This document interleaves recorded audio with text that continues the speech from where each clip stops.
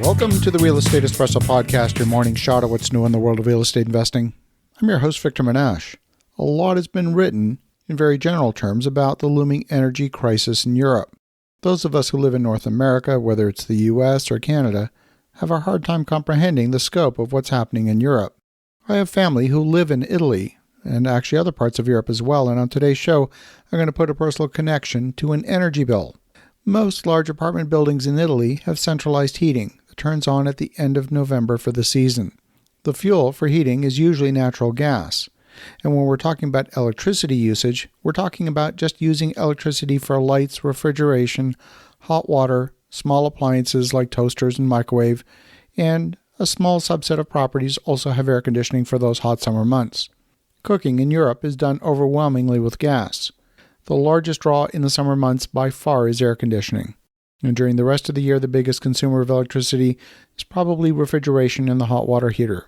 Europeans don't usually own dryers to dry their clothes. They hang them to dry on a line. Now, we are not talking about excessive electricity usage. The bill in Italy comes every 2 months, and my cousin, who lives in Rome, in the antique center of the city, recently received a bill for 1,400 euros for a 2-month period. Rates had not even peaked yet in September, although they did increase again in October.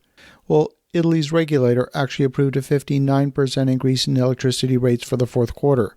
So part of that 1,400 euro bill was at the higher rate. The public statement is that the annual electricity costs will average 1,332 euros for the average household in 2022, but that figure is an average that takes into account much lower rates earlier in the year.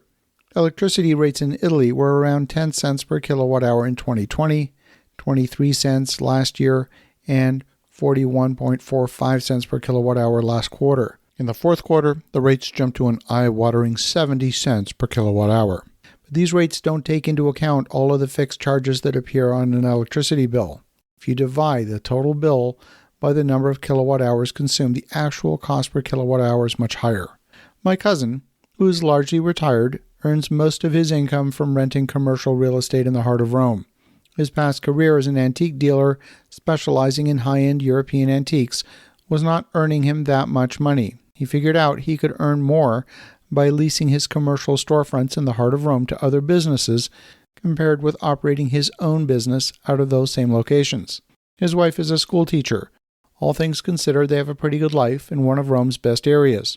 Their income is modest, and their lifestyle is nothing extravagant. They don't spend a lot.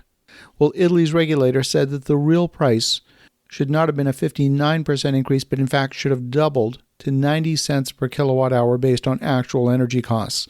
But they kicked the can down the road on that rate decision. So we can expect the cost to go up even further in the future.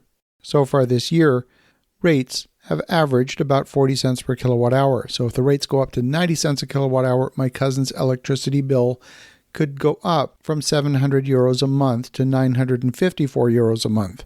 And when I heard those real-life numbers yesterday, I spent considerable time trying to wrap my mind around what those numbers mean for the average Italian citizen. We're talking about electricity costs that are well above the nationally published averages. But these are real numbers. And naturally, the price will not be 954 euros every single month because the air conditioning won't be on for at least half the year. My cousin can expect to pay that next summer during the hottest months. In another case, there's a Canadian who lives in Florence who paid 1,096 euros just for the month of July for 1,115 kilowatt hours of consumption. Clearly, they were running the air conditioner during that hot summer weather. That comes to a real delivery cost of €1.09 per kilowatt hour. And that's before the latest price increase. But folks, electricity is only half the story. We've not even started to talk about natural gas. Remember, natural gas is used for heating and for cooking. Gas prices are up as well, but not nearly as high in Italy as in the rest of Europe. See, Italy has several liquefied natural gas importation terminals, and they buy LNG from the United States. Those 3 LNG terminals are due to be expanded. They've just approved a 4th terminal to be built in Piombino, which is located just south of Tuscany, or about 3 hours north of Rome. This new facility will increase the import capacity of the nation, and it should be online in 2024. But first, Italy needs to get through the entirety of 2023. That's 2 more winters.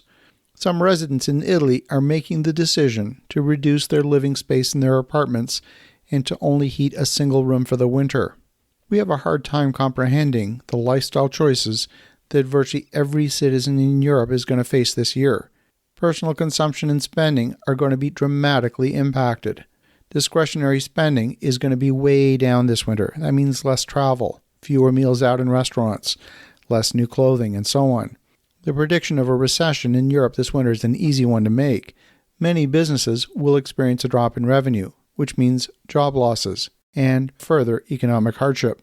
The impact will not be isolated to Europe, and this is part of the key message. In our global world, it never is completely isolated. Businesses in North America that export to Europe, with the possible exception of natural gas, will also experience a drop in revenue. As you think about that, turn off those high energy consumption appliances. Have an awesome rest of your day. Go make some great things happen. We'll talk to you again tomorrow.